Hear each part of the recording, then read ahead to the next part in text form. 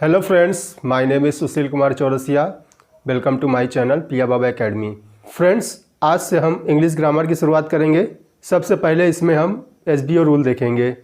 SBO rule बहुत ही important topic है, जिसकी सहायता से आप किसी भी हिंदी सेंटेंस को इंग्लिश में ट्रांसलेट आसानी से कर सकते हैं।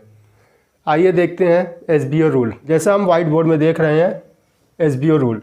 S stand for subject, B stand for verb, O stand for object. हम इसकी सहायता से किसी भी हिंदी सेंटेंस को आसानी से इंग्लिश में ट्रांसलेट कर सकते हैं। और इस रूल को फॉलो करने के लिए हमें 5 इम्पॉर्टेंट पॉइंट्स को ध्यान देना पड़ेगा।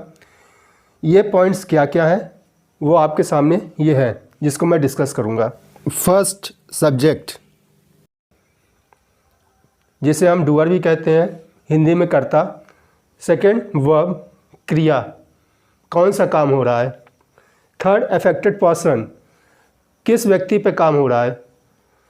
फोर्थ, अफेक्टेड थिंग, किस वस्तु पे काम हो रहा है। और last one, rest of thing. यहाँ पे हमने 5 पॉइंट देखे। हम फर्स्ट किसी भी सेंटेंस में सब्जेक्ट को डिसाइड करेंगे, सेकेंड वर्ब को डिसाइड करेंगे, फिर उसके बाद ये हमारा जो 3 पॉइंट्स हैं फ्रॉम थर्ड टू फिफ्थ, ये ऑब्जेक्ट ही कहलाएगा। लेकिन ऑब्जेक्ट में भी कन्फ्यूज़न होता है, इसलिए हम ऑब्जेक्ट के भी 3 पॉइंट्स बना दिए हैं।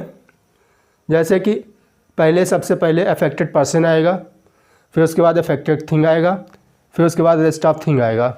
आइए हम इस पॉइंट्स को और इस रूल को एक एग्जाम्पल लेके देखते हैं।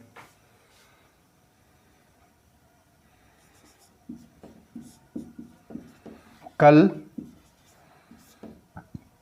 मैम ने हमें क्लास में एक नया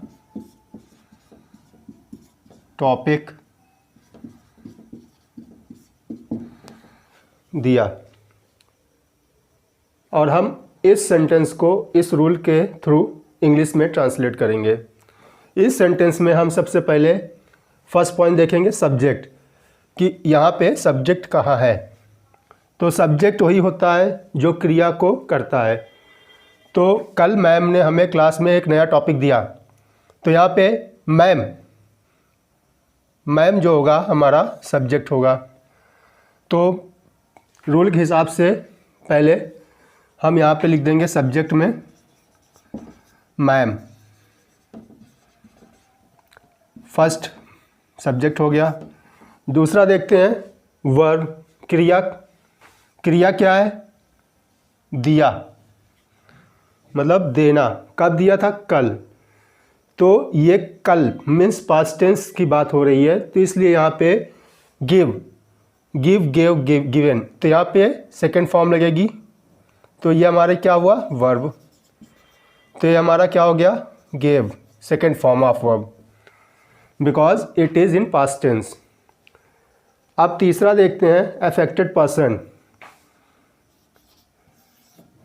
अफेक्टेड पर्सन, किस व्यक्ति पे काम हो रहा है। तो मैम ने क्या दिया? एक नया टॉपिक, लेकिन किसको दिया? हमें। हमें का मतलब हुआ क्लास के हिसाब से स्टूडेंटों को। तो यहाँ पे क्या हुआ? अफेक्टेड पर्सन जो होगा हमें का अस होगा। ये हमारा हो गया अफेक्टेड पर्सन। अब फोर्थ देखते हैं। फोर्थ होगा अफेक्टेड थिंग। अफेक्टेड थिंग, किस वस्तु पे काम हो रहा है। मैम ने हमें क्लास में एक नया टॉपिक दिया, एक नया टॉपिक, तो ये अफेक्टेड थिंग होगा। एक नया टॉपिक का मतलब हुआ ए न्यू टॉपिक। अब बाकी क्या बचा? 5 पॉइंट। फिफ्थ पॉइंट क्या हुआ? Rest of thing, rest of things. First हमारा ये हो गया, वर्ब क्या हुआ, दिया। दूसरा, तीसरा क्या है, अफेक्टेड पर्सन, हमें। थर्ड हो गया। Fourth, affected thing, a new topic, ये हमारा हो गया फोर्थ। अब लास्ट में फिफ्थ, रेस्ट ऑफ थिंग, बचा क्या, कल ने क्लास में। तो क्या हुआ, fifth, in the class yesterday,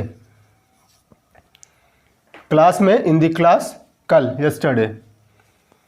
ये हमारे अकॉर्डिंग टू दिस 5 पॉइंट्स हमने सारी चीज़ डिसाइड कर लिया कि क्या क्या चीज़ें हैं। अब इस चीज़ को हम इस रूल के हिसाब से रख देंगे तो ये हमारे हिंदी का ट्रांसलेशन इंग्लिश में हो जाएगा। अब देखते हैं क्या क्या है। सब्जेक्ट मैम, फिर वर्ब दिया, गेव, फिर उसके बाद फिर affected person us, affected thing a new topic, rest of thing in the class yesterday. दोस्तों, आपने ये देखा कि हमने एसबीओ रूल की मदद से किसी भी एक हिंदी सेंटेंस को आसानी से इंग्लिश में ट्रांसलेट कर दिया। ये जो आपने देखा, एसबीओ रूल की मदद से आप किसी भी हिंदी सेंटेंस को बहुत ही आसानी से इंग्लिश में ट्रांसलेट कर सकते हैं। अब मैं इसी के साथ अपनी वीडियो समाप्त कर रहा हूँ। अब नेक्स्ट वीडियो में आपको मैं कुछ एग्जाम्पल के साथ एसबीओ रूल समझाऊंगा। तब तक के लिए धन्यवाद। Thank you.